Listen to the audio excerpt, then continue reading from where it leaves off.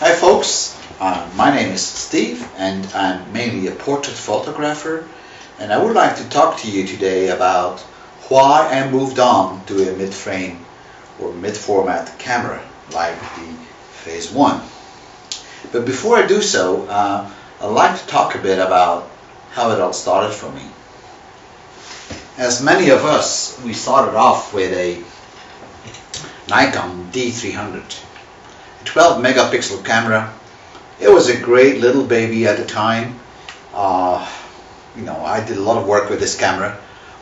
But what I did not like with this type of camera was the fact that it has a 1.5 crop factor CCD.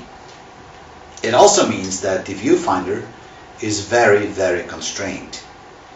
And I don't like it to be constrained, especially now once you're looking through the camera and you're trying to look at your model, making sure the hands are right, the feet are right, the legs are in the right position. There's no flying here. There's so many details you have to watch out for when you make portrait photography. And it makes it hard on the little viewfinder really to do that. I just didn't like that. The other thing I did not like about it is that because of the crop factor, your lenses, if you have a 100mm lens, you don't have a 100mm lens, you actually have a 150mm lens. And these are just little things I didn't like about it too much. Nevertheless, it was a great camera and it still is a great camera. And I'm talking about Nikon because I'm a Nikon guy, but I'm sure Canon has similar situations with their bodies. When Nikon came out with their first full-frame camera, the D700, there was no doubt in my mind that I would get it. And I did buy probably one of the first guys in Belgium, the D700. Great camera, a little bit bigger than the D300. 12 megapixels, not a big difference. Although it was much better on noise, less sensitive to noise on higher ISO. And it had my full frame sensor in it. Now that means that also my viewer almost had 100% view of what my sensor would see. And that's great. That was great for composing. I feel like relieved. I enjoyed the space of my viewer. And I really, really did a lot of shots with my D700. At some moment in time, I wanted to do some fast shooting sequences. And the D700 is a good camera, but it doesn't have a high rate for shooting. Now, Nikon came out with their D3S, which is this big guy here. I really love this guy. I have an ugly face, so I love it because I can hide behind it, right? Anyhow, just kidding. Great camera, big body, 12 megapixels, identical, full frame, and an ISO of up to 125,000. Now that makes this camera extremely suitable to work in harsh conditions with poor lighting. And that's what I use this one for. Fast movements, poor light. This is the guy, and it still is the guy for me. I still use this body. Now you can't buy the D3S anymore. Now it's called the D4. It's similar, even better now. So far, I was shooting in the studio with my D3S. And yeah, 12 megapixels, right? That isn't enough. That isn't a lot, I will say. Man, if I had 36 megapixels, I would love it. Can you imagine the details you can get out of it? And forget all this nonsense on the internet where people say, well, it's not because you have more pixels, you have more detail. Well, right? I'm a simple guy. What I can assure you is that if you have a good lens, that's key. You've got a good lens, and you've got a 35 or 36 megapixel camera, you will have near to 36 megapixels that you can use for your detailing. You only got a 12 megapixel body with the same perfect lens. Yeah, you cannot get more than 12 megapixels out of it. So that's pretty straightforward. The more megapixels with a good lens, the more detail your pictures will have. So I was looking around and I noticed the Nikon D3X, the studio body, the mate of the D3S, 25 megapixel camera. I said wow, this is nice, but the price was a bit high for me at the time, and I believe it was around 7,000 to 8,000 euros. You know, that's a big thing. So looking at what I had invested, you started off with a 1,500 euro camera, then you went on to a 3,000 euro camera, and then you went on to a 5,000 euro camera. You know, these are kind of small steps, and actually the small steps in price, you know, that gap, it added value.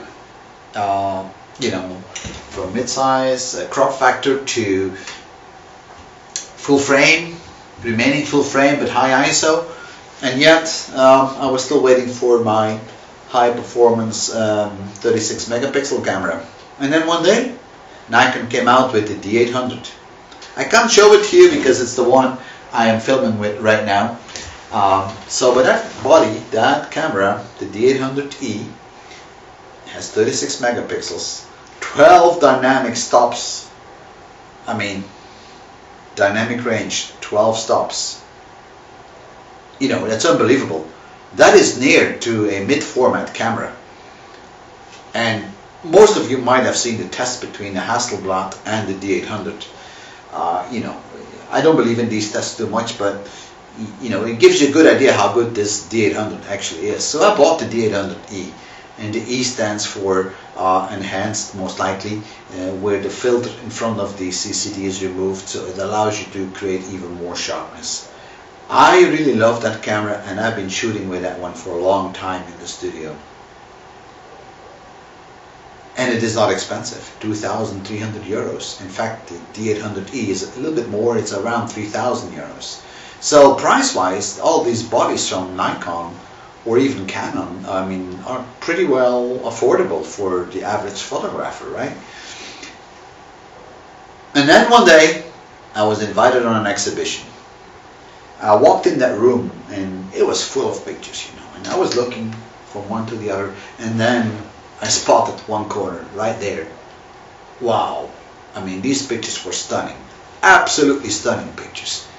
I was looking on it, I was going close by to look at them, you know, I said, wow, look at that detail. I mean, the color nuances, the highlights, the darks, just beautiful. And the depth of field, I had never seen that like this.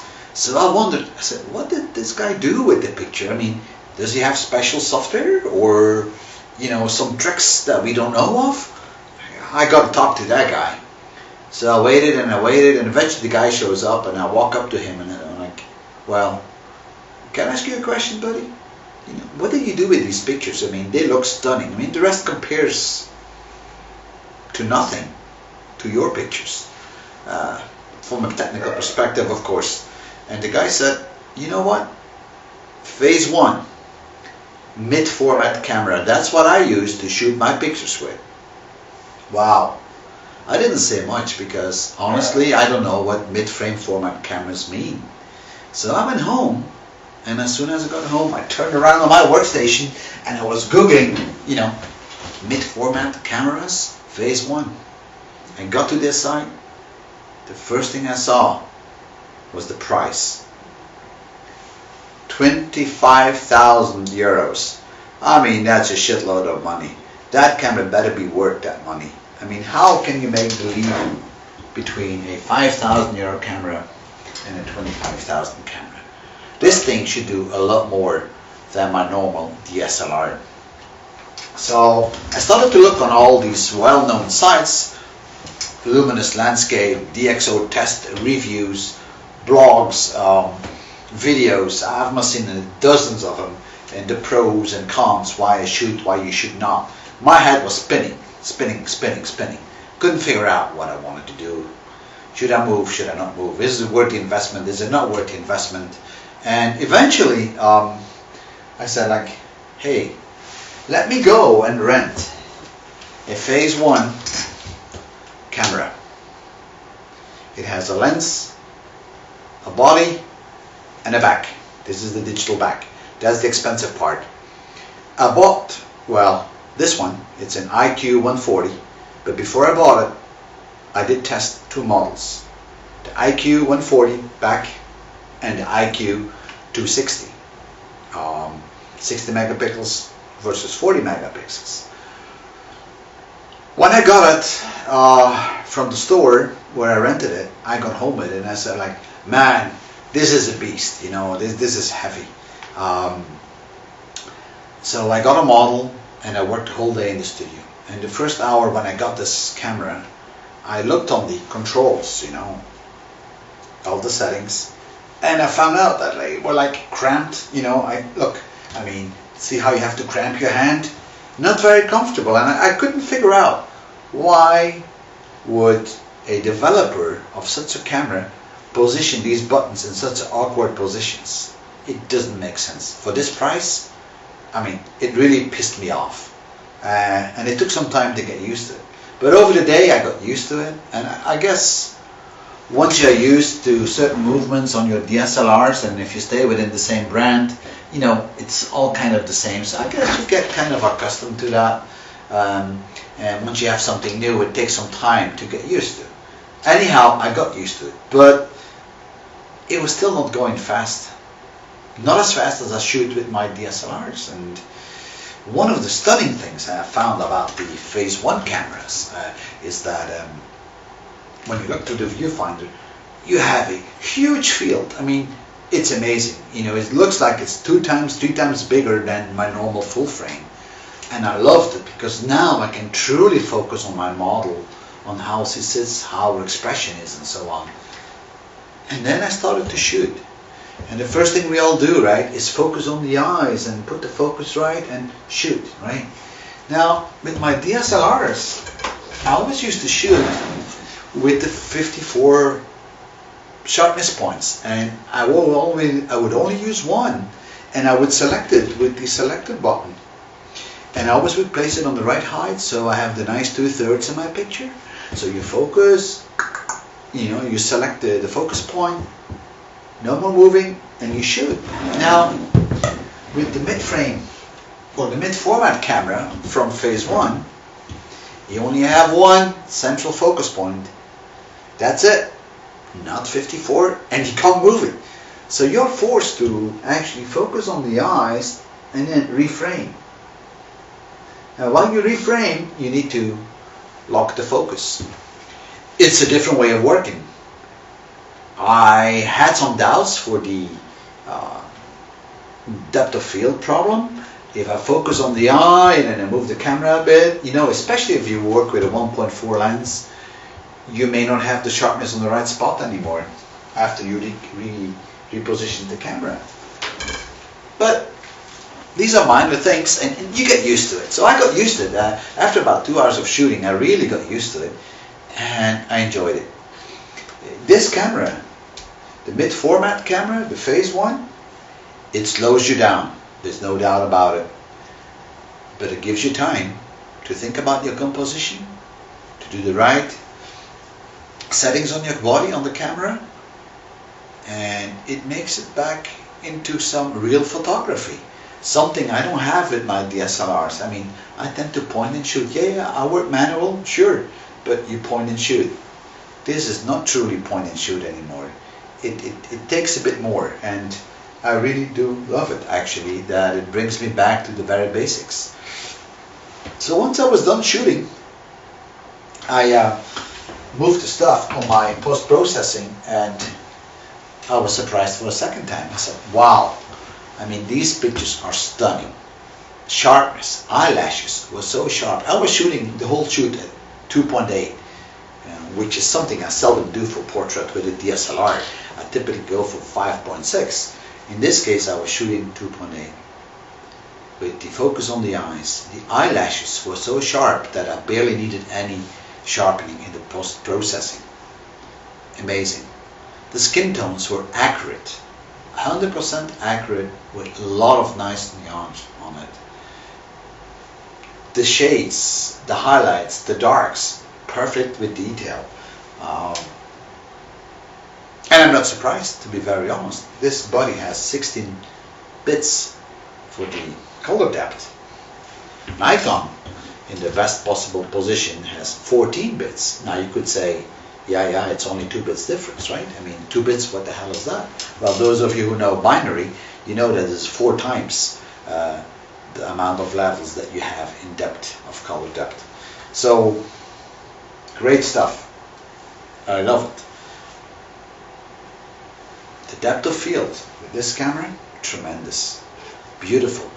And yes, depth of field is depth of field, and we all know the calculation of the hypothetical focal point and all that, and how the crop factor plays a role, and the focus distance. Sure, but if you make a shot with a DSLR, a full frame, or a crop factor at 2.8 or less, I notice that the picture falls apart on the edges quite often. With this guy, it doesn't fall apart. It stays nicely and smooth. The bokeh is beautiful. So, it's great. If you make a mistake in your composition, you're a bit off, you know, the golden rule, no big deal. You know, you got plenty of pixels with this guy. 40 megapixels. That's huge for me. I'm not going to make billboards, so I don't need the 60 or the 80, because that's a big price difference. So you can crop a bit more. With a 12 megapixel camera, cropping is less of a obvious for portrait. Of course, with the Nikon D800, you have the same luxury. But what I would say is, do not compare a DSLR with a mid-format camera. It just is not the same. It's like comparing apples and oranges. Yes, Nikon and the mid-frame, yes, Nikon and the DSLRs, they have a lot of features and a lot of options, a lot of fancy gadgets on it, you know. You won't find it on the mid-format camera. You cannot film with it. But then again, I'm a portrait photographer, this is my workhorse. Now, does that mean I'm going to do away with all my Nikons and trash them in the trash can? No, of course not, right? I mean, that would be stupid. So, Nikon, DSLR, the D800, you know, the D3S, that's my work field. These are my workhorses. You know, I go out in the field, they are weatherproof, they have very good seals on them. As you well know, I mean, like the D3S, you can see all the little seals around the different compartments.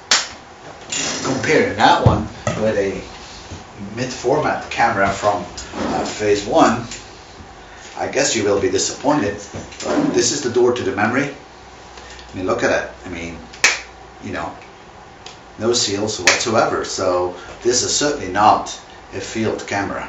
Absolutely not. Although they tend to claim it is, I don't think it is, and I would never take the risk to take it out. And on the other hand, of course, even if it was weatherproof, I wouldn't take it out. Who wants to hang a 25,000 euro camera around his neck and walk in some dark alleys at night? You know, I don't want to be mugged. Then I'll take my workhorse, the Nikon DSLR. Now, I talked a lot about it. I'm not going to show you any pictures or so. I can only recommend one thing, is go out, rent one, and try it out for yourself. If you don't fall in love with the camera, with mid-format, then don't buy it. But if you do fall in love with it, and you do like the way of working, because it's a different working process, then I think you should go for it. It worked for me, and yes, it's a lot of money, but think about it. 5 years going on vacation, 5,000 euros a piece. That's 25,000 euros. In 5 years, you got your camera. So for me, the choice is easy. I don't go on vacation. I spend my time with my camera. So thank you for watching, and I'll hope to see you again.